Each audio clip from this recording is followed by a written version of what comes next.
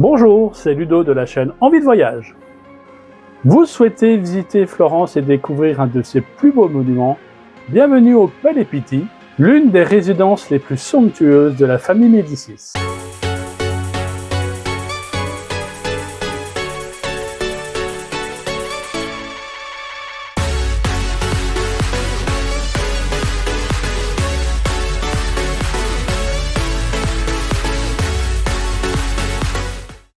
Aujourd'hui, nous allons découvrir ensemble ce joyau de la Renaissance florentine et ses collections d'art exceptionnelles. C'est ici, sur la rive sud de l'Arno, que la famille Médicis a créé l'un des palais les plus impressionnants d'Italie. Ces 32 000 m² accueillent 7 musées et le jardin de Boboli qui ont inspiré toute l'Europe. D'ailleurs, si vous cliquez sur la vignette, vous pourrez découvrir notre visite de ce jardin. Le palais a été construit au XVe siècle pour la riche famille Pitti. En 1549, la famille Médicis la rachète et en fait sa résidence principale. La façade du palais est impressionnante avec ses 205 mètres de long, construite en pierre rustique. Son style mélange Renaissance florentine, visible dans ses proportions harmonieuses, et le baroque, qu'on retrouve dans ses décorations tardives. C'est aujourd'hui le plus grand palais de Florence. La famille Pitti était la rivale de la famille Médicis. Ils ont donc fait construire leurs fenêtres dans des dimensions hors normes pour que ces fenêtres soient plus grandes que la porte d'entrée du palais des Médicis. Si vous souhaitez visiter les différents espaces de ce palais, n'hésitez pas à liker cette vidéo. La galerie palatine se trouve au premier étage de ce palais. C'est le premier lieu à visiter le matin quand il n'y a pas trop de monde. Dans cette galerie, vous découvrirez de magnifiques tableaux des XVIe et XVIIe siècles. Les tableaux sont accrochés les uns à côté des autres, à touche-touche, exactement comme ils l'étaient à l'époque des Médicis. Vous pourrez admirer des peintres comme le Titien, le Caravage, Raphaël et Rubens. À elles seules, les salles sont magnifiques avec leurs plafonds peints de fresques et leurs décorations en stuc. Les chefs-d'œuvre de la galerie palatine du Palais Pitti sont vraiment exceptionnels. Voici quelques-unes des œuvres que vous pourrez admirer.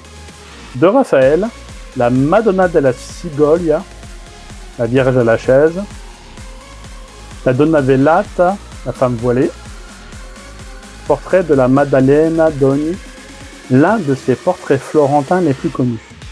Du Titien, portrait du gentilhomme en bleu, Marie-Madeleine pénitente,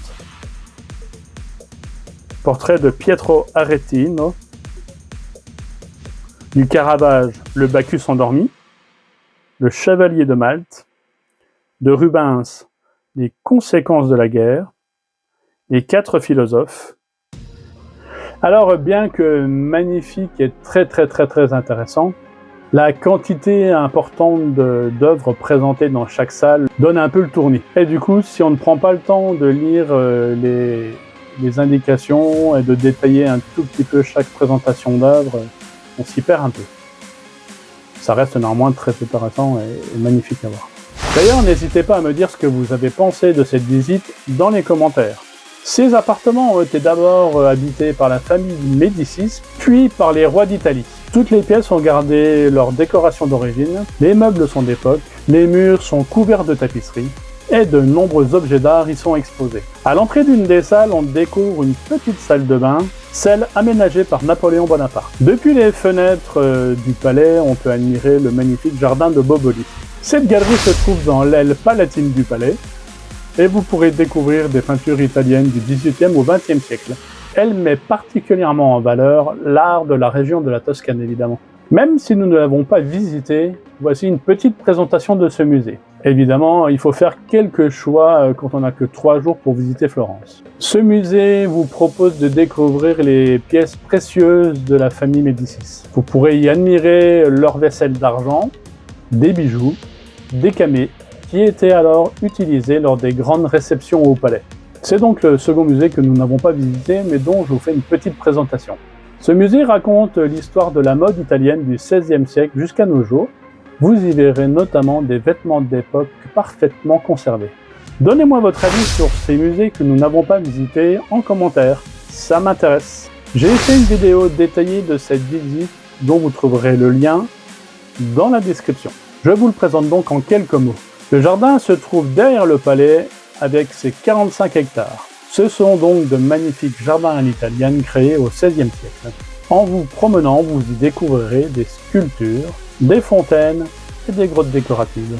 Du haut des jardins, vous découvrirez un panorama fantastique de Florence et de la Toscane. À ne pas manquer, l'amphithéâtre, la fontaine de Neptune et le jardin du Cavaliere avec son joli pavillon.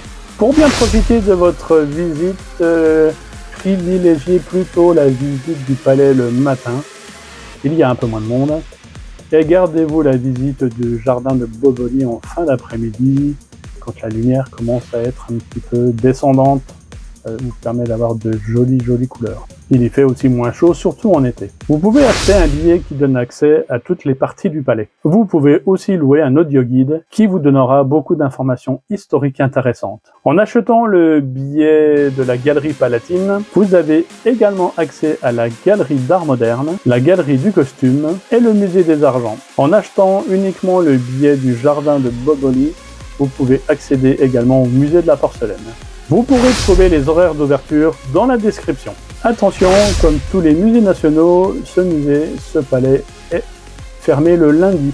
Il est facile à trouver, il est situé sur la rive sud de l'Arno, dans le quartier appelé Oltre Arno, qui veut dire de l'autre côté de l'Arno. Vous pouvez donc y aller facilement à pied depuis le centre historique de Florence. Chaque partie de la visite du palais raconte une histoire différente.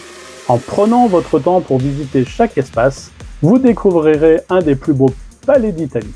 Si vous souhaitez soutenir cette chaîne, abonnez-vous. Pour voir d'autres vidéos de nos découvertes, c'est par ici.